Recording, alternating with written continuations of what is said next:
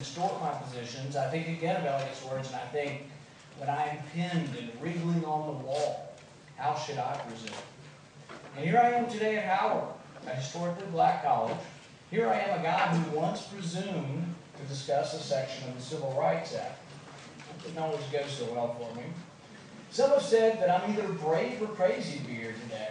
I've never been, though, one to sit by and watch the world go by without participating.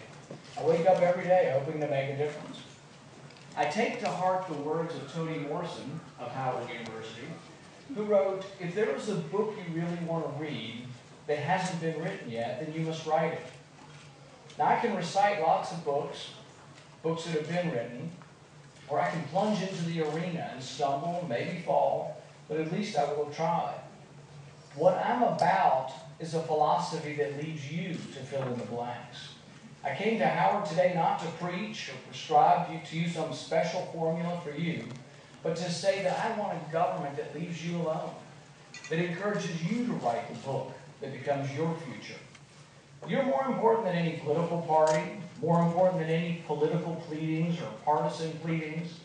The most important thing you will do is yet to be seen. For me, I found my important thing to do when I learned to do surgery on the eye, when I learned to restore people's vision. I found what was important when I met my wife and when I got married. Many of you have those things that lay ahead of you. Although I'm an eye surgeon first and foremost, I find myself at this particular time in a debate over how we heal our sick economy and how we get people back to work. I truly believe that we have an economy that could create millions of jobs, but we have to rethink our arguments and try to rise above partisan rhetoric. My hope is that you'll hear me out, that you'll see me for who I am and not a caricature that's sometimes presented by political opponents.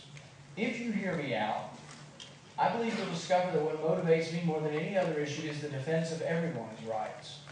Of strong importance to me is the defense of minority rights, not just racial minorities, but ideological and religious minorities.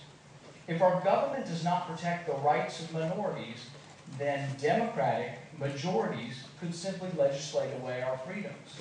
The Bill of Rights and Civil War amendments protect us against the possibility of oppressive federal or state government. The fact that we are a constitutional republic means that certain inalienable rights are protected even from democratic majorities. The majority can't vote to take away your rights. They're yours. They're given to you by your Creator. No Republican questions or disputes civil rights. I've never wavered in my support for civil rights or the Civil Rights Act.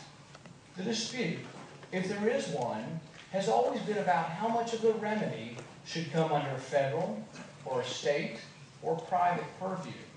What gets lost is that the Republican Party has always been the party of civil rights and voting rights. Because Republicans believe that the federal government is limited, though, and that its function is limited by the Constitution, some have concluded that Republicans are somehow inherently insensitive to minority rights. Nothing could be further from the truth.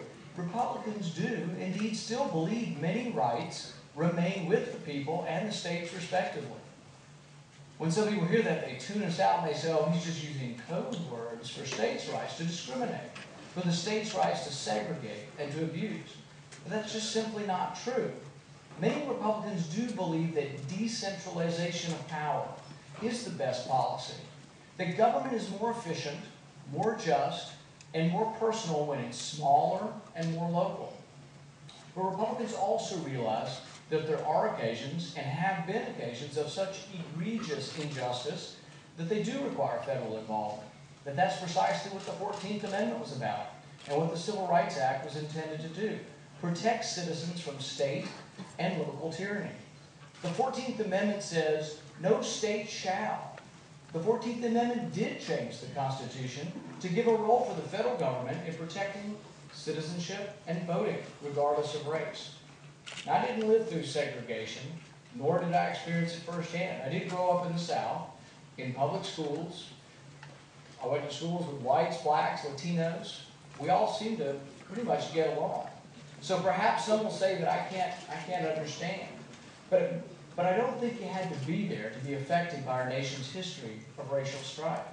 The tragedy of segregation and Jim Crow in the South is compounded when you realize that integration began in New England in 1840s and 1850s. In 1841, Frederick Douglass is pulled from the white car on the Eastern Railroad, clutching his seat so tightly that when he's thrown from the train, the remnants of the seat are still in his hands. But within a few years, public transportation was integrated in the Northeast. It's a stain on our history that integration didn't occur for more than 100 more years in the South. In the 1960s, we were still fighting to integrate transportation and schools, and that was and is an embarrassment. But the story of emancipation, of voting rights, and of citizenships from Frederick Douglass to the modern era is really, in fact, the history of the Republican Party. How did the party that elected the first black U.S. senator, the party that elected the first 20 African-American congressmen, how did that party become a party that now loses 95% of the black vote? How did the Republican Party, the party of the great emancipator, lose the trust and faith of an entire race?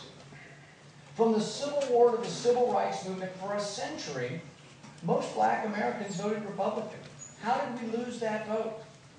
To understand how Republicans lost the African-American vote, we must first understand how we won the African-American vote.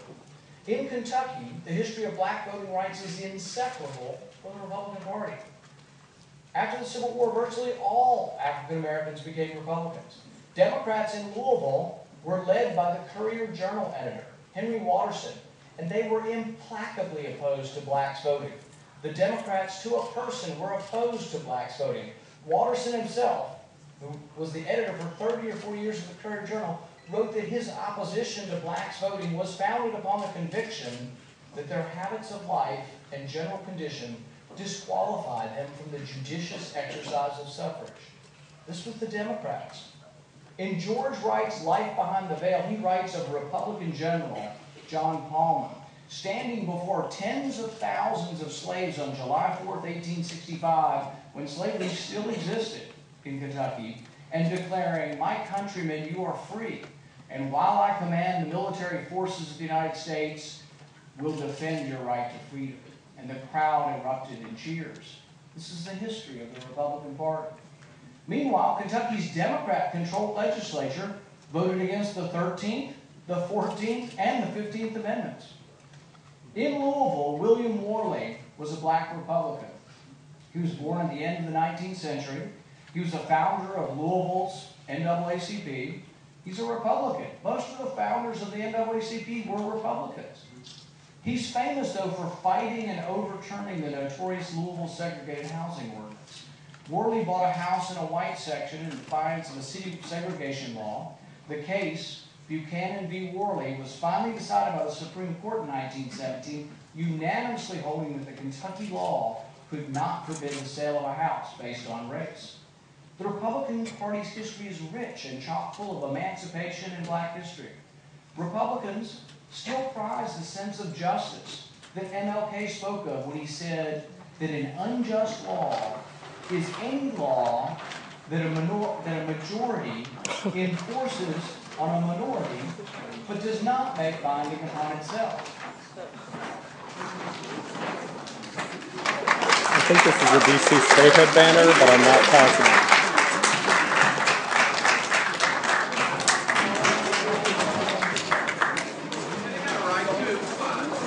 I wasn't sure if my speech would be entertaining, but now you guys are.